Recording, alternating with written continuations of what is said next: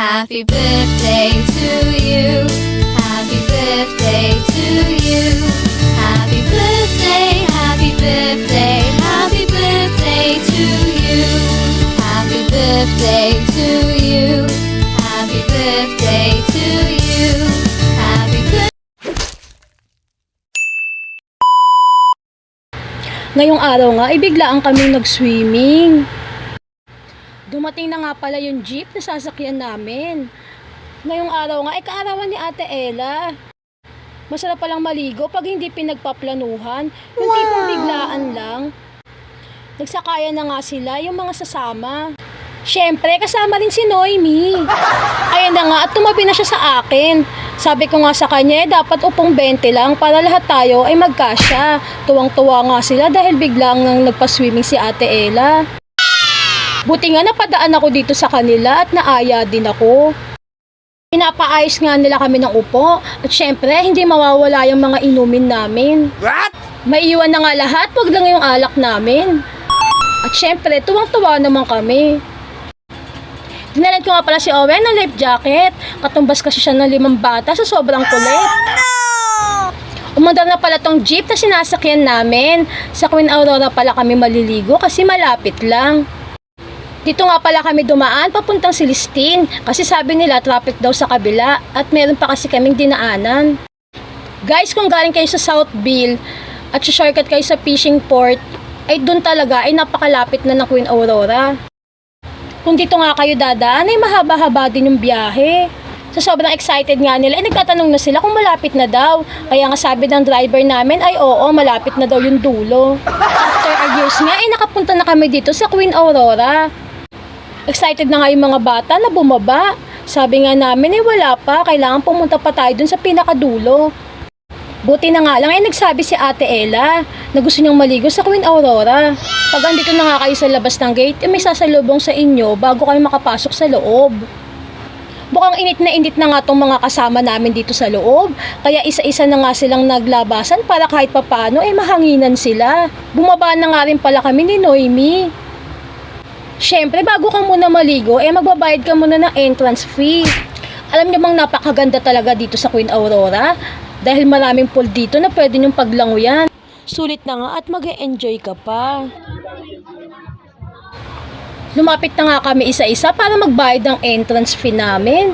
At isa-isa na nga kaming nilista ng tatay nung may birthday. Siya nga pala si Arabo. Binibilang kasi nila kung ilan kayo sa cottage. Habang hinihintay nga namin, nakakita kami ng 2 ibon. Sobrang cute nila, di ba? Sa mga gusto nga magtanong dito sa Queen Aurora, ay yung 3-feet below nila ay walang bayad. 1.5 pala sa small cottage nila at 2.5 naman sa big cottage. 20% sa PWD o sa senior. Habang naghihintay nga kami ni Noemi, nagpa-cute muna kami dito. Nakita na nga namin yung mga bata at isa-isa nga silang binigyan na ng relo. Sign kasi yan na nagbayad ka na at pwede ka nang maligo.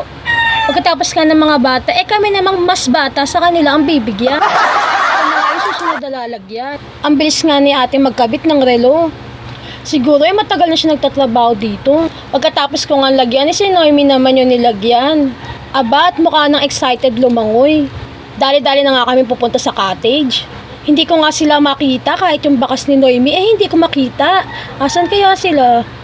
Sa lawak na itong resort, hindi mo sila agad-agad makikita. Nagpahinga nga ako dito sa mga puno at para antayin yung jeep namin. Andun pa kasi yung mga gamit namin. Grabe, sobrang tirik ng araw. Hindi talaga namin sila makita. At nagtanong nga sa akin tong driver namin kung nasaan daw sila. Sabi ko, hindi ko agad nakita. Excited sigurong mga lumangoy. Hindi niya nga alam kung saan siya liliko, kung kaliwa ba o kanan. Sabi ko nga sa kanya, tumigil muna at baka ma-wrong turn siya. Sinusundan ko nga rin siya, baka maglaho din siya sa paningin ko. Hindi ko na naman alam kung saan ako pupunta. Ikot nga siya ng ikot dahil hinahanap niya nga kung nasaan sila. Nagtuturo nga siya. Sabi ko nga sa kanya, huwag siyang magturo, baka madwende siya.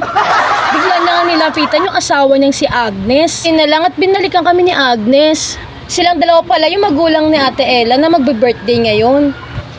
Lumapit na nga ako dito kay Agnes at tinanong ko nga siya kung nasaan si Noemi. Sabi niya nga nakatayo daw doon. Ang layo pala ng cottage namin. At nakita ko na nga tong si Noemi, nagtuturo. Natawa naman ako sa kanya para siyang assistant dito sa resort. Pinapatabi na nga niya yung jeep para mababa na yung mga gamit namin at magluluto pa kasi kami. Nagtakbuhan na nga yung mga bata dito sa pool sa sobrang excited. Maghahanap nga kami ng bakanting cottage kasi ang gusto namin yung malapit sana sa pool at sa CR. Pag andito na pala kayo sa loob, kayo na pala ang mamimili ng cottage, basta binayaran nyo lang. Wala nga kaming nakitang cottage kasi halos lahat ay occupied na. Sa init nga ng panahon, napuno nga tong resort na to. Kaya bumalik na lang kami ni Noemi. Malayo kasi talaga yung cottage namin. Dito nga kami dumaan sa may Gedli para makita namin tong pool sa taas. Mukha ngang meron akong naaamoy na kakaiba. Meron palang nagluluto dito sa Gedli. Nakita ko nga tong si Arabo na nagluluto ng Chicken Joy. Tinanong ko nga siya kung masarap yung Chicken Joy niya. Sabi daw niya, wala daw tong katulad at napaka-quality daw neto. Ex-crew nga pala siya ng Jollibee since 2008. Medyo matagal-tagal na din. Buti na lang meron siyang minana sa Jollibee at natuto siyang magluto ng ganyan. Inutusan kami ni Noemi. Lalabas nga kami para bumili ng mga rekado kasi nakalimutan nga naming magdala.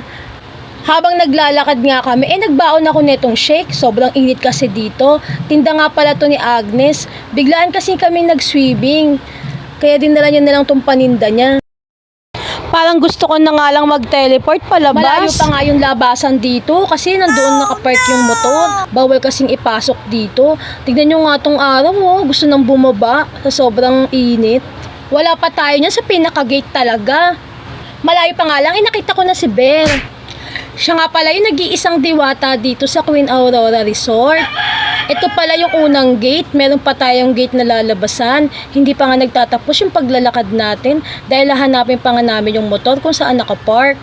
Ituturo ko nga pala sa inyo kung saan pinapark yung motor. Bawal kasi magpark sa loob ng motor. Kaya dito yung pinapark, lahat ng motor. Pati pala lahat ng sasakyan, dun pinapark.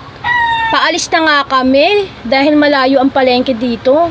Sabi ko nga sa kanya, tara na. Sabi niya kasi may dadaan pa, pagbigyan natin. Sabi ko, napakabait mo naman, driver. Doon nga pala kami sa Celestine bibili ng mga kailangan naming bilhin.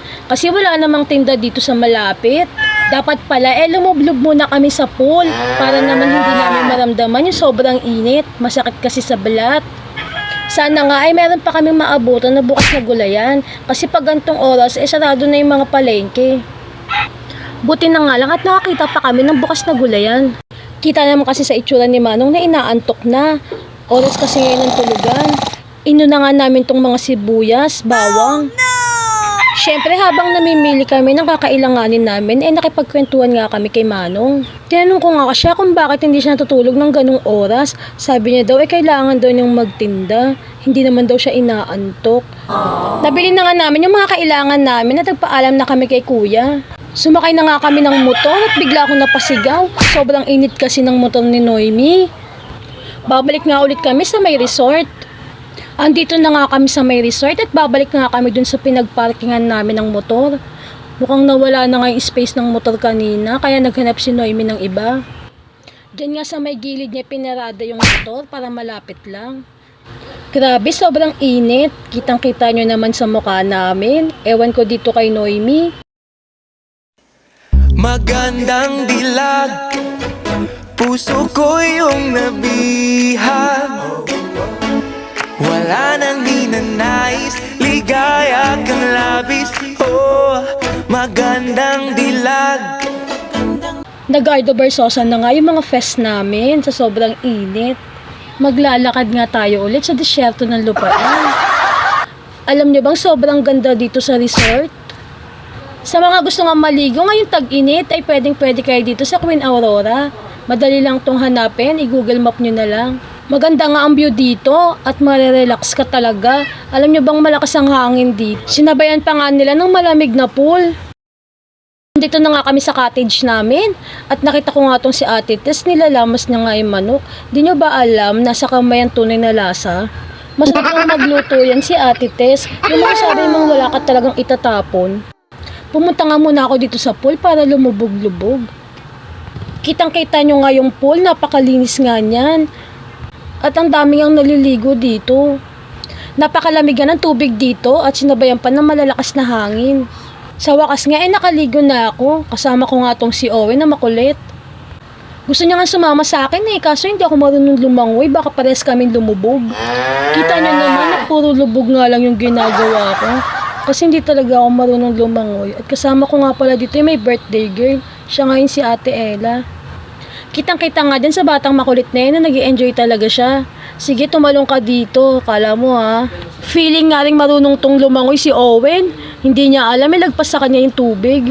Nagdala nga kami ng alak malapit dito sa pool. Masarap kasing uminom habang naliligo. Ito nga palang pool para sa mga bata, pero pwede na rin sa matanda. Tignan nyo nga si Gemma, tuwan-tuwa naman talaga sa paglangoy. Tignan nyo nga si Owen, makikita mo na talaga sa paglaki, babaero na talaga. Kita nyo naman na tumatagay na kami dito sa gilid.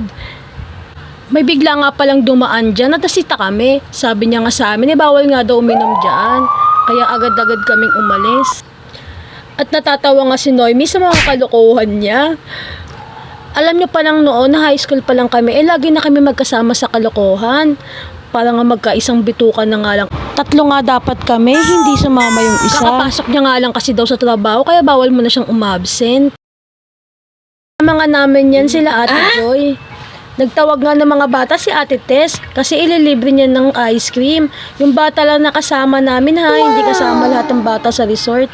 Dito na nga lang namin itutuloy ni Noemi yung inuman namin kanina sa pool. Nagtatakip nga ng mukha si Gemma Lynn kasi gustong tumakas, ayaw niya kasing tumagay. Pinagpahinga ko na nga pala tong si Owen. Mamaya kasi mahihirapan ako sa kanya kasi ayaw niya na talagang umuwi pag nakaligo siya ng pool. Nagpag-grab nga si Ate Tess ng cake, diba ang syala? Inayos na nga namin tong mga pagkain. Hindi kasi alam ng birthday girl na meron pa cake sa kanya. At si Gemma nga tawang-tawa sa mga kalokohan niya, kaya yan pinatagayan nga namin. Umarke lang nga si Ate Tess ng video okay dyan. Pwede kayong umarke lang ng video okay, basta bibigyan lang nila kayo ng number at kayong kukontak nun. 800 pala namin nakuha yung video okay. Naglapitan na nga yung mga bata para kantahan si Ate Ella. Kasi masyado talaga silang excited maligo. At yan nga yung mga handa ni Ate Ella. Nagulat nga siya at meron siyang pa-cake. Nako, tignan nyo nga si Owen nangunguna na talaga sa cake. Favorite niya kasi yan. Hinati-hati na nga ni Ate Ella yung cake niya para mabigyan lahat ng bata. Hanggang dito na lang pala yung video ko. Salamat nga pala sa mga nanonood. Susulitin ko kasi maligo dito sa Queen Aurora.